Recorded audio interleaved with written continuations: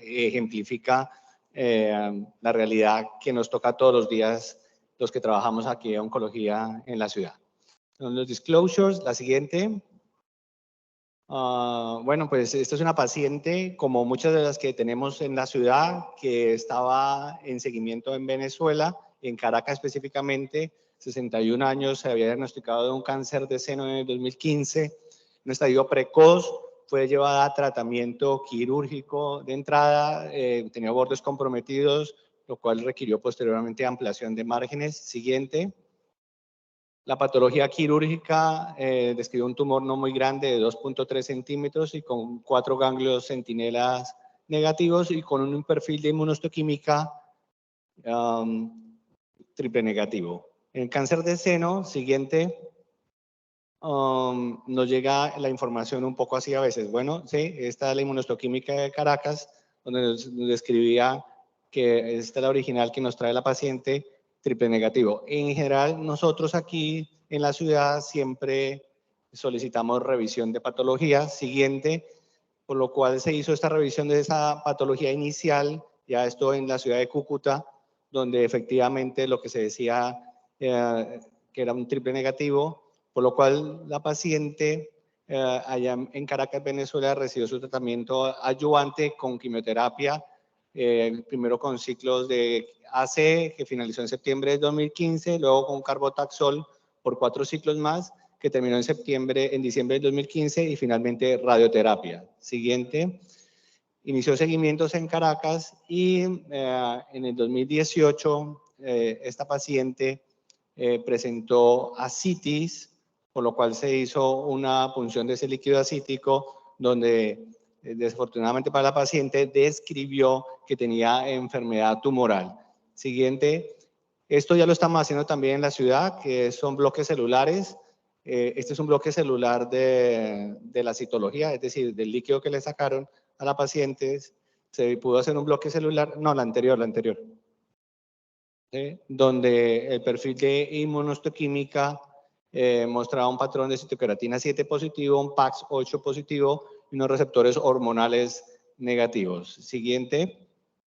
También del líquido pleural que tenía, porque también la paciente tenía derrame pleural, no se hizo bloque celular, pero sí una citología que describía que era positivo para malignidad.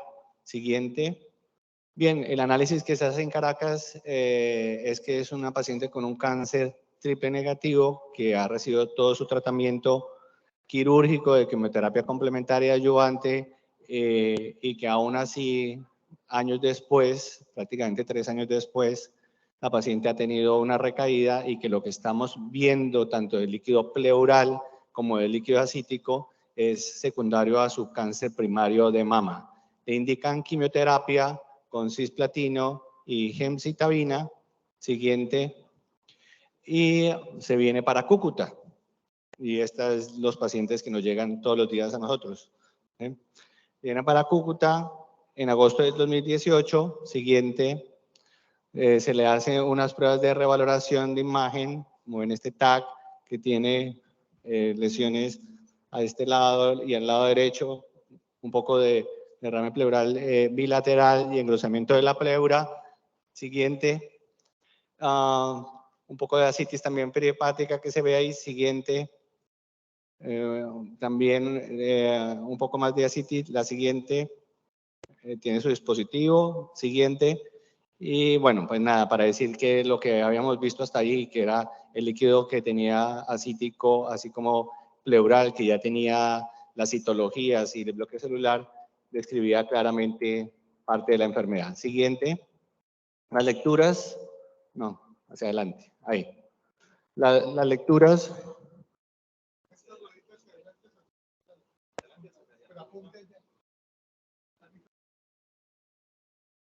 Bien. Bueno, las lecturas de los TACs, una colección pleural tabicada con engrosamiento pleural, que fue lo que vimos, y un escaso derrame pleural derecho libre. Siguiente. Eso. Tiene una ascitis escasa, que fue la lectura del TAC abdominal. Siguiente. Y en la gamografía ósea tenían metástasis óseas tanto en el cuerpo external como el arco anterior, tercero y cuarto costal del lado derecho, además de unos cuerpos vertebrales torácicos comprometidos. Siguiente.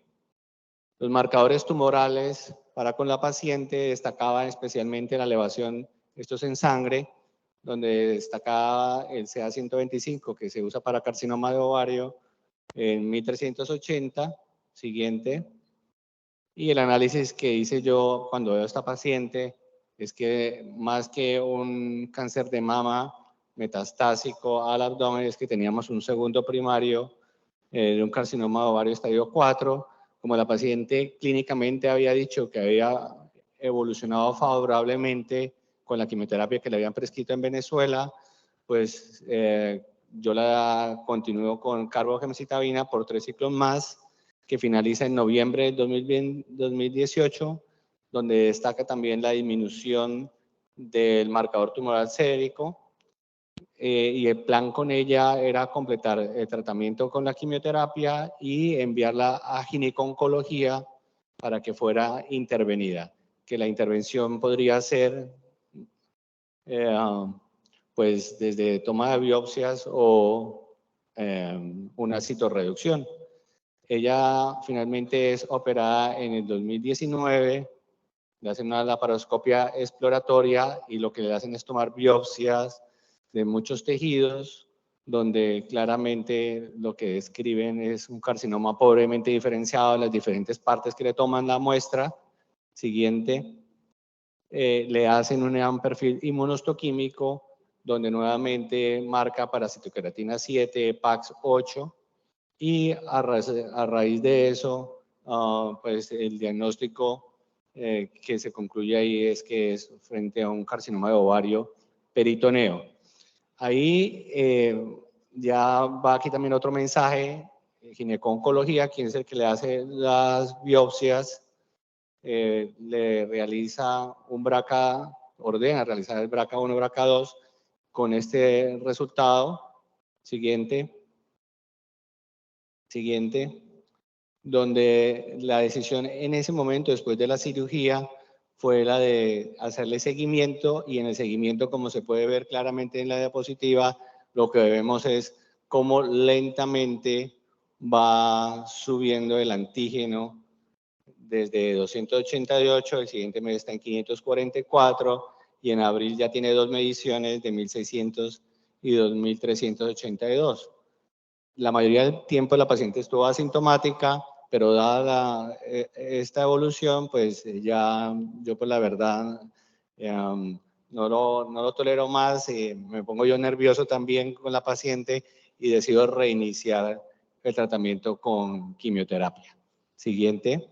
Entonces, reinicio el tratamiento en abril del 2019, la llevo hasta 10 ciclos, de la cual la paciente tiene una respuesta parcial por TAX y gamografía en agosto del 2019, y ahí se puede ver en la gráfica cómo el antígeno va disminuyendo hasta finalmente en diciembre del 2019 con 337, y en las imágenes que se le piden para esa fecha del 2019, esta es una de ellas, la paciente tiene una respuesta completa, tanto imagenológica como clínica. Siguiente.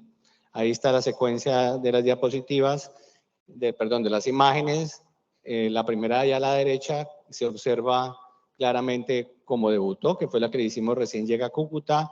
Luego, en febrero del 2019, después de que había sido intervenida por el grupo de gineco-oncología, tenía esa enfermedad residual, y lo que hacemos es esperar a que se ponga un poquito más enferma hasta abril del 2019, cuando ya le iniciamos el tratamiento, y para esta fecha, diciembre del 2019, después de 10 ciclos de quimioterapia, la paciente ha evolucionado de una manera formidable. Es decir, una paciente con una enfermedad avanzada, metastásica, de entrada, pues la tenemos clínicamente muy bien en diciembre del 2019. Siguiente. La gamografía ósea también, las lesiones que tenía desde el inicio, no tiene ninguna. Siguiente. Y ya para ese entonces en Colombia, con pacientes BRCA mutada, estaba aprobado el estudio SOLO 2, el olaparib, basado en este estudio, y la primera pregunta que queríamos definir es si la paciente cumplía los criterios que aparecen ahí en la diapositiva del estudio, los criterios de ingreso al estudio. Pues la paciente era un carcinoma seroso de alto grado, sí, había recibido más de 2 líneas. Bueno, pues si contamos las líneas que ya había recibido Venezuela y las 2 veces que yo le puse carbogemcitabina, pues sí. Había tenido respuesta al tratamiento con un platino, sí, le puse carbogemcitabina y la paciente, ustedes vieron cómo evolucionó de manera favorable y espectacular al tratamiento. ¿Está en buen estado? Sí, está en ECOG 0. Teníamos un BRCA mutado, sí, ustedes ya vieron el resultado de la mutación, entonces pues cumplía todos los criterios que estaban en ese estudio y le inicié olaparib. En este estudio, como veremos a continuación, lo que busca demostrar si en este grupo de pacientes el dar olaparib versus placebo hace que los pacientes tengan una PFS, que eso es Progression Free Survival, es decir, tiempo libre de progresión, es decir, que la enfermedad no reaparezca, que si además en un punto secundario estos pacientes viven más. Esa es la otra variable que nos gusta a nosotros los oncólogos mirar, y en general en medicina siempre nos la pasamos mirando que los pacientes vivan más o por lo menos que vivan mejor. Siguiente. Entonces ya al inicio yo olaparib en enero del 2020. Siguiente. Y esto es un parte del estudio donde la primera pregunta que plantea el estudio es que si la PFS, Progression Free Survival, es mejor. En el estudio demuestra que la mayoría de los pacientes desde el grupo placebo, es decir, los que no reciben el medicamento, a los 5.5 meses, la mayoría de los pacientes han avanzado. Avanzado quiere decir que están más enfermos, que les ha aparecido el cáncer y están más sintomáticos. Bien, o versus los que reciben el tratamiento 19.1 mes respecto al placebo, con un hazard ratio de 0.30, es decir, una reducción del 70% de riesgo de progresión con el medicamento. Y en las curvas, para los que les gustan las diapositivas con curvas, pues ahí están estas curvas donde claramente el olaparib va mejor que el placebo. Siguiente. ¿Y a quién le va mejor todavía? A los que han recibido menos líneas de tratamiento. Entre más líneas de tratamiento han recibido los pacientes, no les va tan bien como los que han recibido poco. Es decir, entre antes lo empecemos, mejor. Siguiente. Toxicidad poca. Esta paciente tuvo un poquito de anemia, nunca tuvo neutropenia ni trombocitopenia. Realmente es un medicamento que ya verán a continuación cómo se tolera ampliamente. Siguiente. Y esto ya respecto a la supervivencia global, overall survival, donde se ve claramente cómo los pacientes que reciben el olaparib respecto al placebo viven más. ¿Cuánto más? Ya pues eso está medido. 13 meses más respecto al placebo, donde hay 51.7 meses, 38 bueno, en todas estas comparaciones que se han hecho, pero en términos generales hay una diferencia significativa en cuanto a supervivencia. Siguiente. En septiembre del 2023 se hace esta gamografía ósea donde no tiene enfermedad. Siguiente. Y en los tags de septiembre del 2023 sigue en respuesta completa. Siguiente. Aquí está la lectura directamente, que es de ahora, de septiembre. Se evidencia de depósitos secundarios sin evidencia de depósitos secundarios intraabdominales detectables por este método. Siguiente. Bien, pues aquí estamos a noviembre del 2023. La paciente ha continuado con el medicamento, es decir, estamos completando 48 meses de tratamiento de una paciente avanzada. Pues ya vamos a los 5 años prácticamente y la paciente sigue muy bien, en excelente estado general, camina, las imágenes pues ya las vieron, sigue en respuesta completa. Y pues para que uno tome un tratamiento durante 48 meses y siga tomándolo, pues es que se tolera muy bien, porque si fuera un medicamento altamente tóxico, pues nadie se va a aguantar tolerar un tratamiento tóxico durante 48 meses. Conclusión, en septiembre del 2023 la paciente el antígeno lo tiene en 48, recuerdan el primero que les mostré, 2306, sigue asintomática y está en respuesta completa bioquímica, clínica y por gamografía ósea, por TACS, siguiente. Y, entonces, pues mensajes para llevar un poco a casa, pues ya ven que hoy en día la oncología hace tiempo dejó de ser tratamientos generalizados. Al principio sí, que fue lo que se le puso, quimioterapia, donde le damos tratamiento un poco inespecífico. Hoy en día la biomarcación, que gracias a gineconcología, que fue el que pidió la prueba, ni siquiera la pedí yo, sino fue el servicio de gineconcología que pidió la prueba, tuvimos información que cambió dramáticamente el tratamiento de la paciente y que gracias a esa modificación en el tratamiento de la paciente, a hoy tenemos una paciente que lleva 48 meses. Este caso ni siquiera alcanza todavía los 51 meses de supervivencia, de la mediana de supervivencia que vimos en las gráficas y que marcaba diferencia con el placebo. También ilustra claramente que tenemos pacientes vivos en enfermedades avanzadas en buen estado general 4 años después de un tratamiento en enfermedad avanzada, lo cual era impensable hasta hace unos años.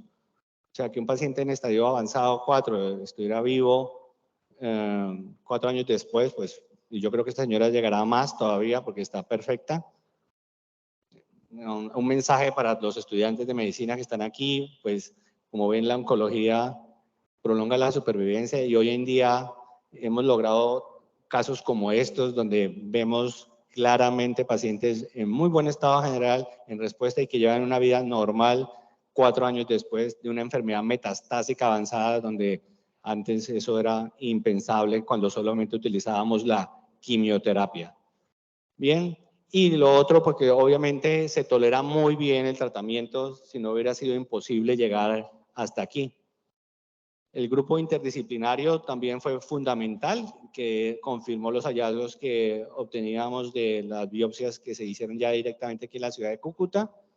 Pues bueno, con esto yo quería mostrarles un poco que la oncología ha cambiado mucho en estos años, va a seguir cambiando más. Las terapias dirigidas, las biomarcaciones, la inmunoterapia ha modificado todo el espectro que teníamos hasta hace menos de 5 años. Bueno, muchas gracias.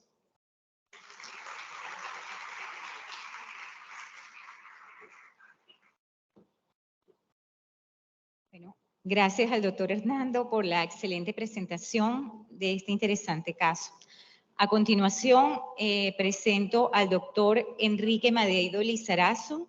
El doctor Enrique Madeido es médico cirujano de la Universidad Libre de Colombia, médico internista de AMA, oncólogo clínico de la Universidad Católica de Argentina, candidato doctoral en neurociencias cognitivas, exdocente de morfología y semiología clínica, actualmente investigador en estudios fase 1, fase 2 de la industria farmacéutica.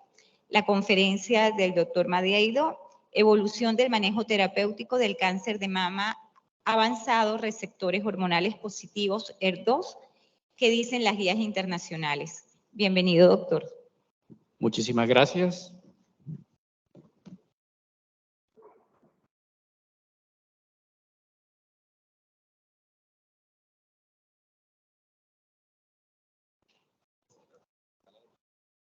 Ok.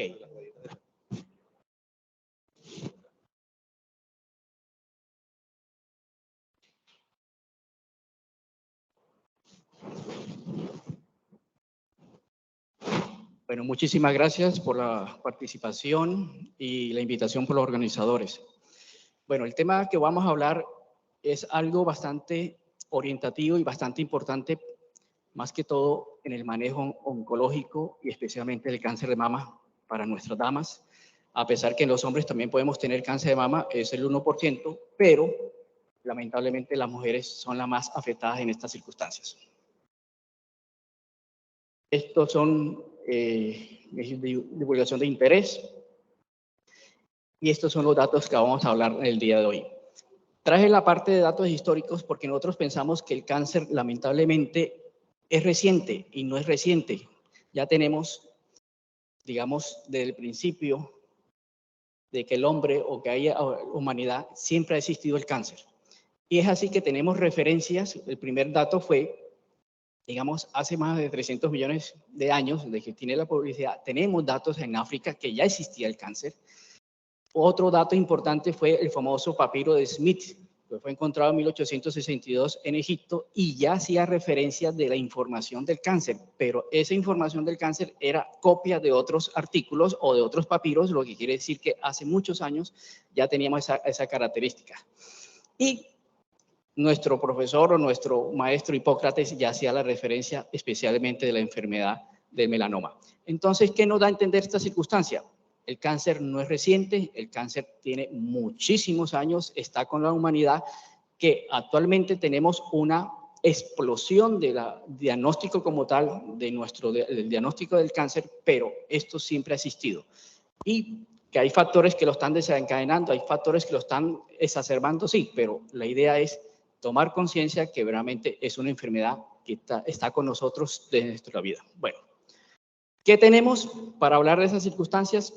Primero que todo, es la principal causa de muerte. Aproximadamente, de acuerdo a los datos estadísticos, en 2020 eran 10 millones de defunciones que teníamos esos. ¿Y cuál es el cáncer que mayor defunción tiene? El cáncer de pulmón. Pero el diagnóstico que mayor se presenta es el cáncer de mama, con 2.2 millones de casos como tal. Pero algo en contrarreferencia al diagnóstico y a lo que presentamos es que aproximadamente 680,000 son los pacientes que van a fallecer, pero si vemos, es el mayor número de diagnósticos, pero menor número aparentemente de funciones. Esto es que nos están dando a entender que es una enfermedad crónica, es una enfermedad que va a tener un largo proceso de tratamiento y por ende va a haber unas alteraciones social, económicas, familiares y que nos involucran a todas estas circunstancias. Entonces, cuando nosotros vamos a orientar un tratamiento de cáncer, tenemos que tener claro estas características, que son los famosos subtipos del cáncer. Esto al principio del año 2000 o la década pasada fue el cambio del paradigma. ¿Por qué? Porque nosotros teníamos anteriormente, eran pacientes, diagnóstico, quimioterapia y en el 1998, 2000 fue cuando empezó a hacer como que la continuidad del inicio de la hormonoterapia, pero ya cuando empezamos a obtener lo que son los diferentes subtipos y por ende la orientación del tratamiento, y esto es lo más importante. Si vemos, tenemos 4 subtipos, el triple negativo, que es el de abajo, que son los receptores de estatus hormonal, hormonales y moleculares negativos. Es un caso aparte, es una situación diferencial. ¿Qué tenemos en la primera parte? Luminal A, son los receptores positivos, en las cuales son aparentemente pacientes de mejor pronóstico, pero esto tiene una influencia o una incidencia dependiendo de la edad, del estatus, del grado de porcentaje de los receptores y las condiciones del paciente como tal. El luminal B es otra característica, también son receptores positivos, pero ya con un índice de proliferación bastante elevado, la cual lo que va a hacer es una diferenciación o una caracterización de tratamiento totalmente diferente. Y por último, en tercer grado ya tenemos los que son los pacientes con un estatus molecular con un HER2 positivo, que es un tratamiento totalmente especial. Entonces, si vemos, aparentemente el 50% de estos pacientes son pacientes que tienen receptores hormonales positivos. Pero hay algo en la práctica clínica que nosotros vemos, más que todo en los 2 últimos, que aparentemente entre un 20 y un 25% estos pacientes cuando se vuelven metastásicos o hacen progresión durante el tratamiento, este estatus hormonal pueden cambiar. Entonces, ¿qué nos están dando a entender? Que lo que anteriormente puede ser un triple negativo, vamos a tener posteriormente posiblemente un cáncer de mama hormonodependiente. Entonces, es importante tener claro estos subtipos. ¿Por qué? Porque ahí es donde nosotros vamos a orientar el tipo de tratamiento como tal. Entonces, en base a esto es el análisis inmunohistoquímico o patológico que tenemos de las diferentes características. Por ejemplo, el primero A es el luminal A, que son receptores positivos, y si ustedes ven con relación al B, que era el luminal B, no es mucha diferencia. Bueno, los patólogos sí tienen la experticia, tienen la capacidad, uno aparentemente lo ve como que igual, pero tienen su diferenciación y por ende su orientación de tratamiento. Ya en la imagen C son pacientes que tienen lo que son HER2 positivos. Son un tratamiento totalmente diferente, un tratamiento especial. Y si vemos las características inmunohistoquímicas, tienen una situación totalmente diferente. Ya el D, estamos hablando de lo que son los triple negativos, y esto es la indicación del índice de proliferación de celular o CAI-67, que en sí cada vez está tomando mucho auge o mucha orientación en tratamiento. ¿Por qué? Porque tienden a ser como que la proliferación de agresividad de la enfermedad. Esto es que nos está dando a entender que podemos tener tal vez un luminal A, pero con un índice bastante alto, que son pacientes que son totalmente diferenciales y agresivos. Entonces, en base a esto, ¿qué tenemos? Y esta es una orientación de cómo se ha venido evolucionando todo el tratamiento oncológico desde 1896 hasta nuestra época. ¿Y por qué traigo a colección eso? Porque el primer cirujano, que fue Bedson, en 1896, se encargó en esa época, en Londres, realizar un procedimiento de oferectomía. O sea, al retirarle los ovarios a una paciente con cáncer de mama metastásico, se observó que hubo regresión de la enfermedad. No fue total, pero sí fueron como 4 o 6 meses, de acuerdo a la literatura, pero de ahí ya partió la diferencia de que el tratamiento del cáncer era dependiente de un sistema hormonal. Y es así que en 1896 se empezó toda una serie de opciones de manejos orientativos, independientemente quirúrgicos o no quirúrgicos, para llegar a nuestros tiempos actuales o contemporáneos. En 1980 o 70 se empezó el inicio, lo que fue el tamoxifeno, la primera medicación antiestrogénica en las cuales no va a hacer un bloqueo antiestrogénicos y por ende un control de enfermedad. Luego ya en el 2000 se utilizó el tamoxifeno, pero como terapia adyuvante. ¿Qué quiere decir eso? Que se le hacía la cirugía, se le hacía el tratamiento, se hacía la cirugía y el paciente, si eran receptores positivos, se le empezaba a dar algún tipo de tratamiento con la intención de ¿qué? De intentar controlar la enfermedad. Esto ha pasado y ha evolucionado. Ya en 2010 ya empezó a aparecer lo que son los inhibidores de la aromatasa, que son otro tipo de tratamiento hormonal, pero orientado ¿a qué? A un bloqueo de las aromatasas y por ende un control hormonal. Ya pasando ya menos de 10 años, encontramos que a partir del 2016 empezaron la aparición de los inhibidores de las tirosinquinasas y que en combinación con los inhibidores de la aromatasa se empezó a observar el control de la enfermedad en aquellas circunstancias de enfermedad avanzada o enfermedad metastásica. Entonces, ¿qué es lo que vamos a entender? Y si vemos toda la evolución del siglo pasado y antepasado hasta ahora, cada vez la parte hormonal siempre ha estado dependiente. ¿Qué le podemos decir con cuestión de neurociencias y la parte hormonal? La alimentación influye bastante. Eso hay que tenerlo en cuenta. Lamentablemente, todos estos procesos alimenticios que estamos recibiendo no son los más adecuados, pero tenemos que tener claro. Y la parte hormonal se está alterando por esas circunstancias. Bueno, entonces, en base a partir de 2016, donde empezó a aparecer ya el primer TKI, después ya venía el segundo, el tercero, y tenemos en nuestros estudios lo siguiente. Y aquí tenemos las evidencias. En el 2016 empezó a aparecer el primer estudio en las cuales se empezaba a encontrar o buscar aquellos pacientes hormonodependientes con enfermedad metastásica o avanzada, pero ¿en qué? En mujeres posmenopáusicas. Y ahí empezaron los demás estudios a hacer relevancia cuál era su característica. ¿Qué tenemos?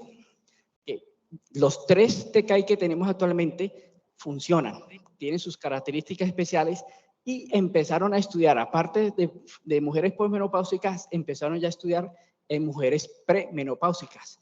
¿Pero por qué? Porque empezaron a ver las respuestas favorables que están así, que el promedio de sobrevida libre por lesión ya no era anteriormente menos de un año, ya empezaba a verse uno más de 2 años, 28 meses, 16 meses, 18 meses, y las características iban cambiando. Entonces, por eso los estudios iban cambiando como tal.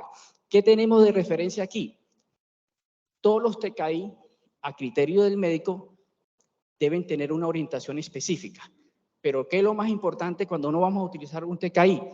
Obviamente, las referencias bibliográficas, con el promedio de sobrevida, con la sobrevida global, que es importante, cómo se encuentra el paciente, qué desea el paciente, y lo más importante, que la calidad de vida en una enfermedad metastásica sea fundamental. Entonces, si nosotros vamos a orientar un tipo de tratamiento, tenemos que tener varias orientaciones y específicas en estas circunstancias. Pero ¿qué vemos acá?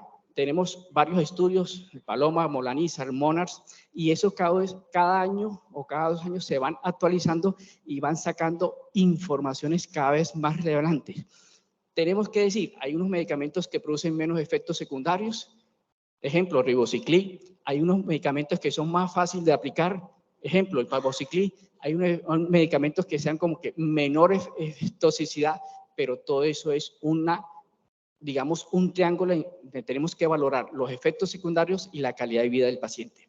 Entonces, en base a todo esto, que son estudios fase 3, son muy importantes porque nos están dando la realidad. Son pacientes que podemos manejar, tenemos opciones de tratamiento y lo más importante, post y menopáusicas. Entonces, estos pacientes se van a beneficiar. ¿Qué es lo diferencial de estas circunstancias? Que lamentablemente no son estudios cabeza a cabeza. ¿Qué hay que entender? Un estudio lo vamos a comparar con otro. No, son estudios independientes, son estudios únicos. Lamentablemente esas son las circunstancias. Pero ¿qué tenemos la evidencia? Que la sobrevida en estos tipos de pacientes está aumentando, y es así que tenemos estudios hasta de 67 meses, tenemos estudios de 58 meses, o sea, son estudios que son muy potentes, y lo mejor, la calidad de vida y la respuesta a estos tipos de pacientes son favorables.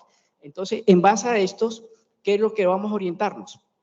¿Qué nos dice la guía? Y esto es importante, porque es que la guía es un consenso tal vez de especialistas, expertos, pero una cosa son guías americanas, otras son guías europeas y otras nuestras propias realidades. No tenemos las mismas características de un latino o un paciente europeo, pero es la base en las cuales nosotros tenemos que orientar. Las bases a nivel de guías americanas, ¿qué nos están dando a orientar? Que aquellos pacientes con enfermedad metastásica, aquellos pacientes en los cuales tenemos receptores hormonales positivos, ¿qué vamos a utilizar? Un medicamento que realmente funcione, un medicamento que realmente tenga orientación a calidad de vida y un medicamento que el paciente se sienta cómodo. Aquí en la primera orientación nos están hablando de un inhibidor de aromatasa con ribociclib, pero puede ser palbociclib, puede ser abemaciclib, es independiente. Todo depende cómo se sienta bien el paciente y lo que tenga el paciente. Por ejemplo, si un paciente tiene alteraciones cardíacas, no podemos utilizar el ribociclib, pero si un paciente tiene alteraciones de mielosupresión, no podemos utilizar palbociclib. Y si un paciente tiene alteraciones digestivas u otras características, no vamos a utilizar abemaciclib. Entonces, es orientativo la situación, pero las guías lo dicen. Tenemos que utilizar un inhibidor de aromatasa con un TKI y todos van a funcionar. Obviamente, uno va a ser más que otros, uno va a ser menos, pero la funcionalidad es importante. ¿Qué más tenemos en estas circunstancias? En el caso de que no funcione la primera línea, volvemos a utilizar un TKI, tal vez, dependiendo de las características, pero siempre va a haber la utilidad de un TKI, y eso es fundamental. ¿Por qué? Porque cuando nosotros tenemos estos pacientes que son enfermedades metastásicas, que su calidad de vida está alterada, lo que tenemos que ofrecer sería lo mejor en el sentido de su calidad de vida. A veces tenemos situaciones en las cuales no nos va a funcionar el TKI, tenemos que cambiarlo, y ahí ya utilizamos unos inhibidores del mTOR, como es el everolimus, pero con una característica un poco más, digamos, más tóxica en cuestión de su debilidad, pero es un medicamento que nos puede ayudar y nos puede funcionar junto con un inhibidor de aromatasa o un antihormonal. Esto en cuestión de las guías americanas. Y a nivel de las guías europeas, ¿qué tenemos?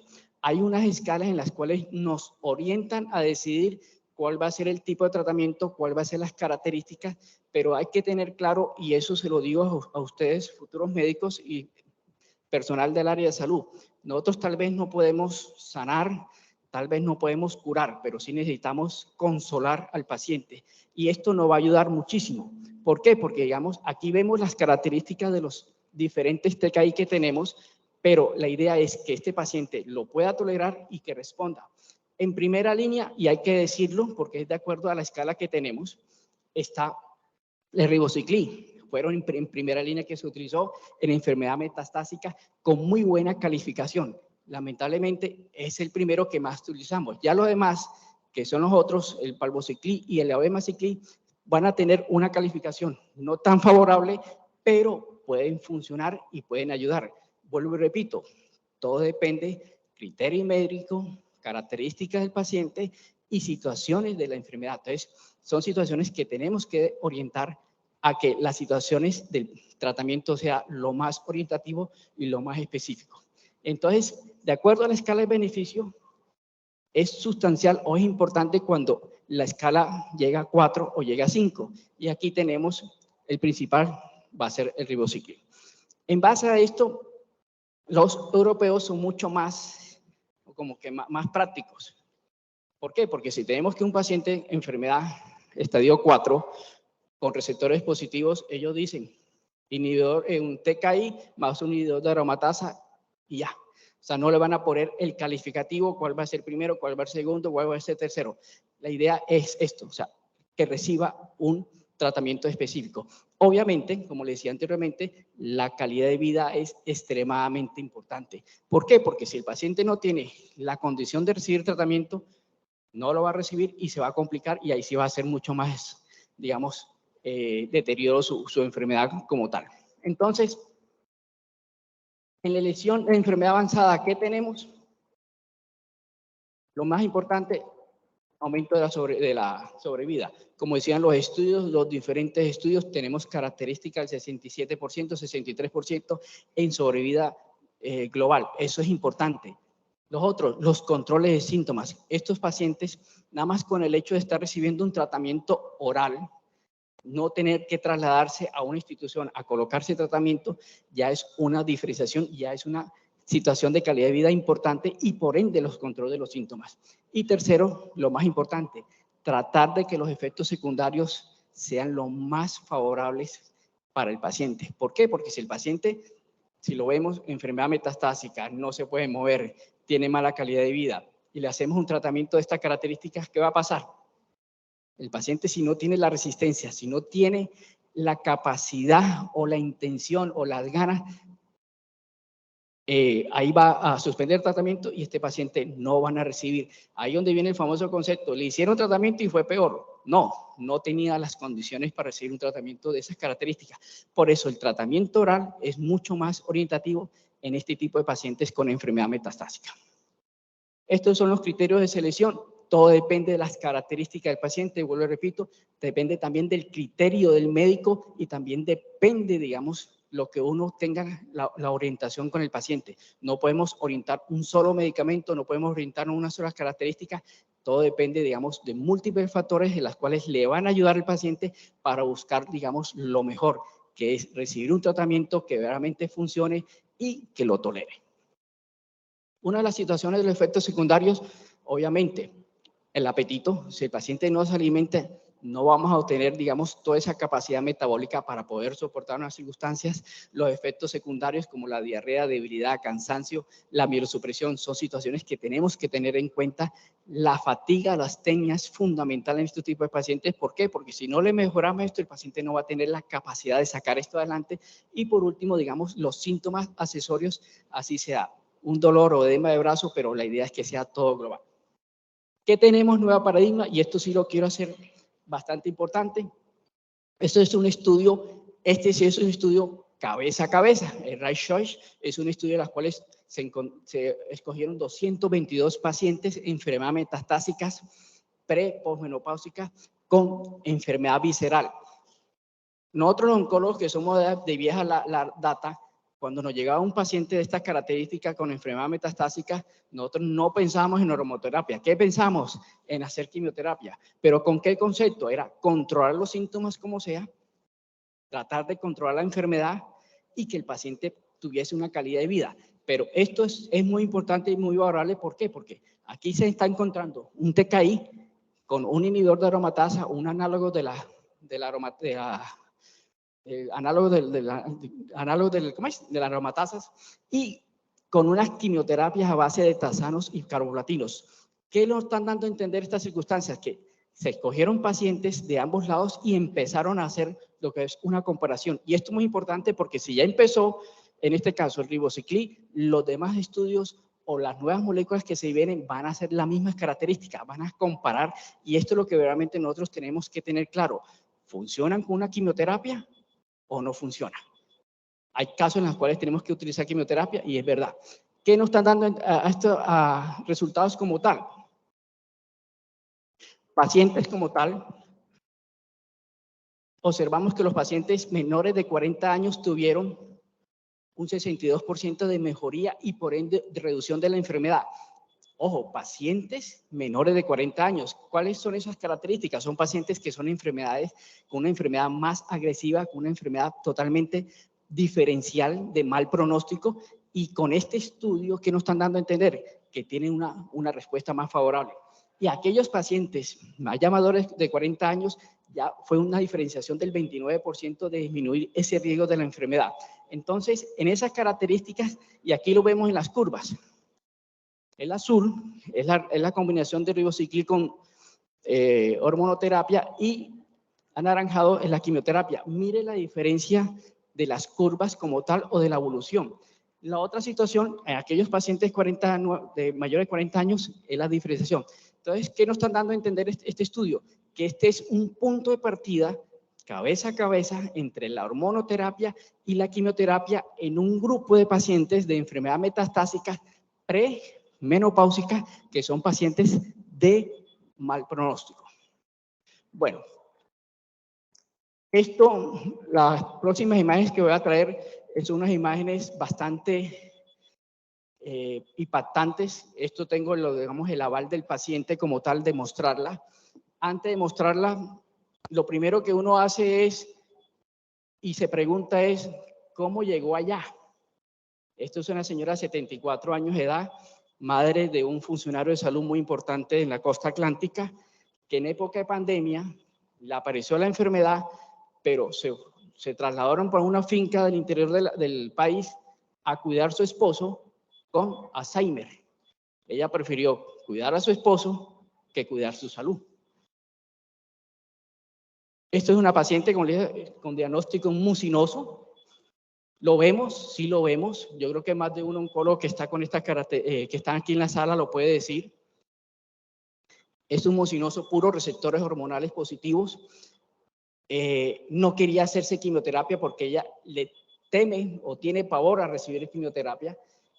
Fue donde un oncólogo, el primer oncólogo le propuso quimioterapia, dijo que no. Fue donde el segundo le propuso radioterapia, por eso es que se ve, esta es la foto cuando me llega. Aquí está el marcaje de la radioterapia. Esto es un caso personal en las cuales me pidieron el favor, cuando yo la vi ya tenía 3 sesiones de radioterapia y estaba con tamoxifeno nomás. Yo le dije al hijo de la señora, le dije, si usted quiere conmigo, suspendamos radioterapia. ¿Por qué? Porque ya uno ve en la práctica que estos cánceres mucinosos, que son muy hormonosensibles, entre comillas, pero con estas características inoperables, no hay calidad de vida. Y si lo que hayan visto hace 15 años, yo tuve casos así, nunca me respondieron a la quimioterapia y son pacientes que le hacen un cráter y es una enfermedad totalmente devastadora para el paciente y por ende para la familia. Le propuse recibir un TKI con hormonoterapia, en este caso un inhibidor de la aromatasa. Esto fue a los 3 meses y esto fue a los 5 meses. Se operó hace aproximadamente 2 meses. Se logró hacer resección, una cirugía bastante amplia porque no era fácil. Si lo vemos anteriormente, no tenía plano de clivaje para hacer cirugía. El mastólogo fue hábil porque se logró operar y son situaciones en las cuales, como le decía anteriormente, Tal vez no podamos sanar, no podamos curar, pero sí como médicos tenemos la capacidad de consolar al paciente e intentar de ofrecer lo mejor, porque la medicina es un arte. Las guías nos ayudan, nos orientan, pero si hubieran caído en las manos de los otros médicos, con el respeto de ellos, no sabemos cuál hubiera sido el resultado. En este caso, gracias a Dios, esta paciente se pudo operar, se hizo una mastectomía, tiene 4 ganglios positivos, ahora está haciendo radioterapia y ahí es donde se viene qué se va a hacer. Bueno, muchísimas gracias.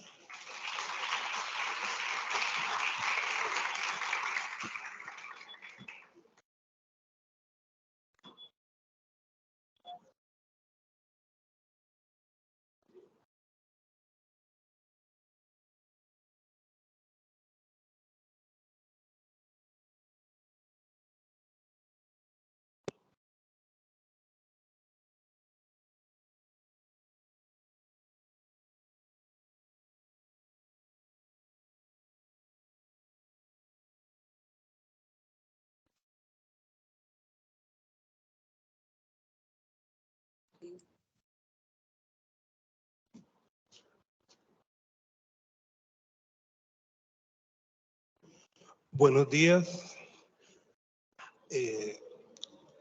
Quería informar que hasta el momento tenemos 120 asistentes presenciales y 120 de forma virtual.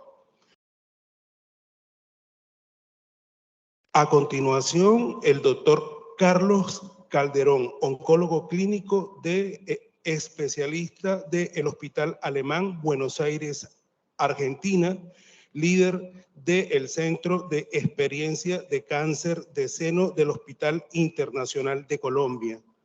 Y nos va a dar la conferencia de manejo de mama metastásico hormonosensible.